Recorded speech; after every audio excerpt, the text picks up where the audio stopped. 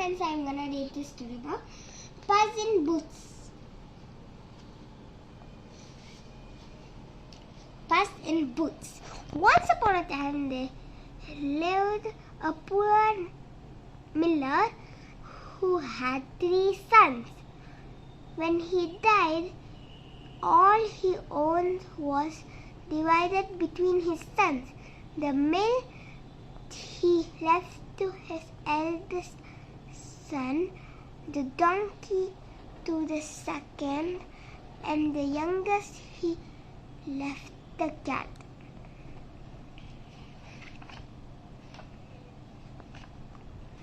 The youngest son was very unhappy.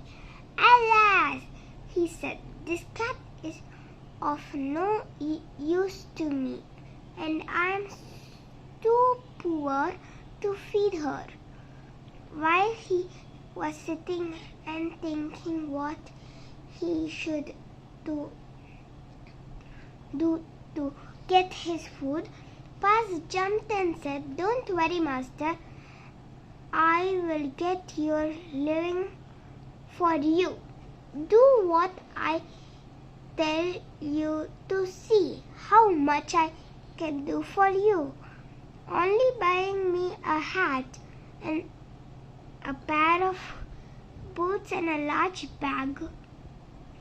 The miller's son spent his last pennies and gave her a very smart hat, a pair of brown colored boots, and a nice large bag. The cat put her new pairs of boots and at once went out into the garden. This was Puss in Boots. She picked up some carrots from the garden and put them in the bag. Now, not far away from the mill, there was a rabbit warren. Puss went into the warren and put her bag down with its mouth wide open so that the carrots would be seen. She hid herself behind a low hedge as the little greedy rabbits sniffed the fresh carrot and jumped into the bag to eat it. Puss jumped immediately and pulled the string of the bag and carried them off to her master.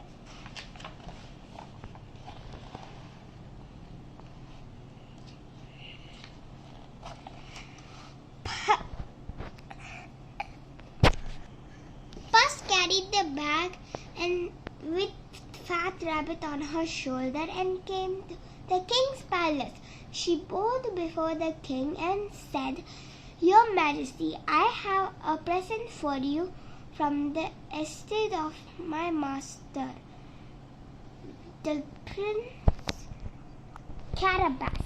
Taking a fine rabbit out of her bag, she said, "My master has sent this rabbit for you with his respects."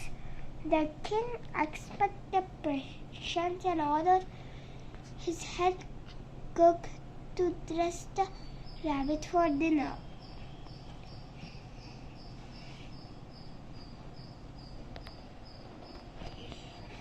In the days that followed, Puss in Boots regularly visited the king carrying hares, partridges, and parrots,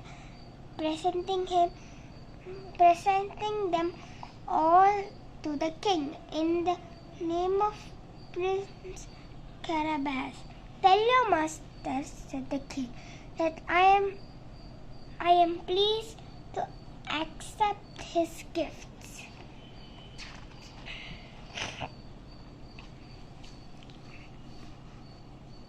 One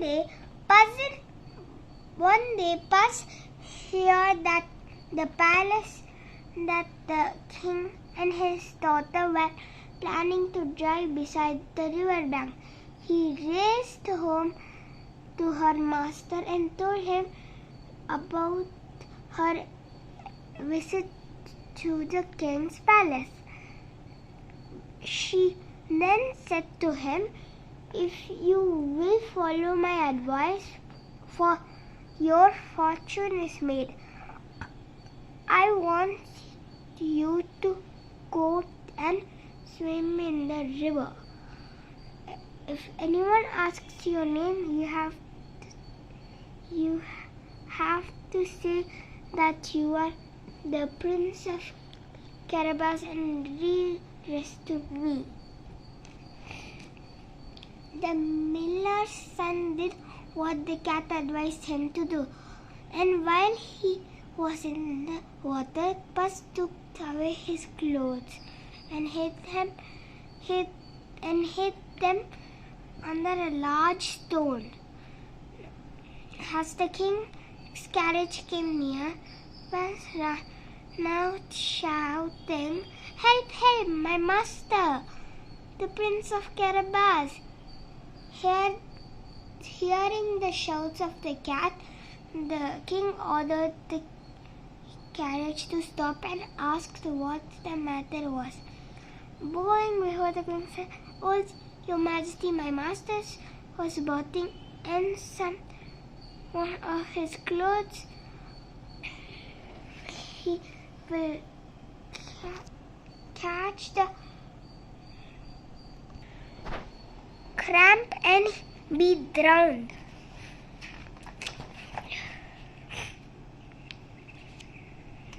The king ordered his servant to ride back to the palace and get one of his best suits for the Prince of Carabas.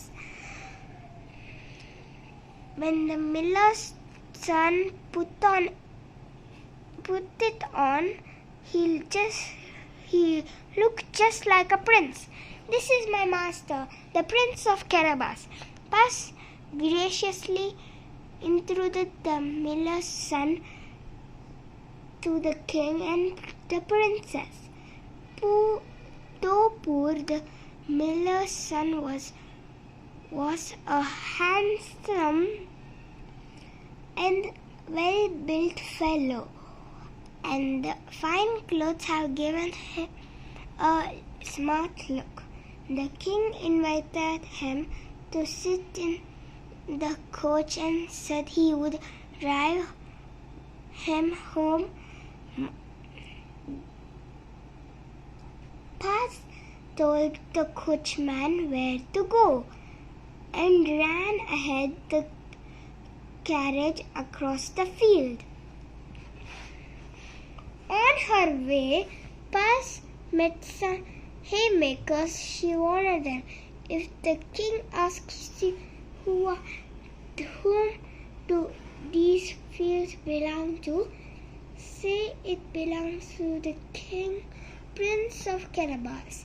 If you don't say so, you will be cut into small pieces. The land actually belongs to the terrible old cruel ogre who used to eat children. Everybody was afraid of him." The haymakers were so frightened that they promised to obey the cat. The king, who passed by a moment after, wished know to whom these fine fields belong. The haymakers answered, "To the Prince of Carabas." The king was very pleased and turned to the miller's son and said, "You have a fine property.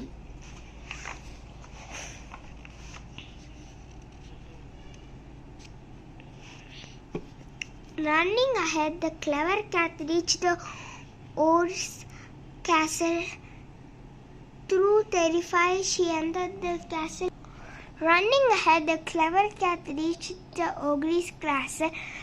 So terrified, she entered the castle boldly and said, "Great ogre, I have heard that you can turn yourself into an animal you wish. Dear me, I would like to see your ogre-ship." "Yes, of course," replied the ogre, full of pride. In a flash, the ogre turned himself into a lion and roared loudly. It is amazing that you can become as big as a lion, but you ogre-ship became a small creatures such as a mouse as well?" asked the cat bravely.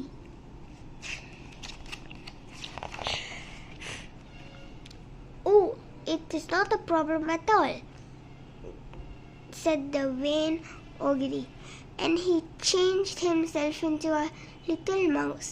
Puss sprang upon the tiny mouse and killed him on a spot.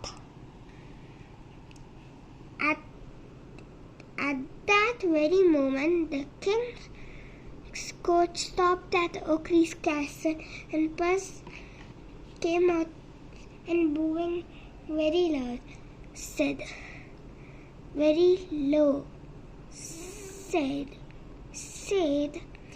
"Welcome, your majesty, to the castle of the Prince of Carabas."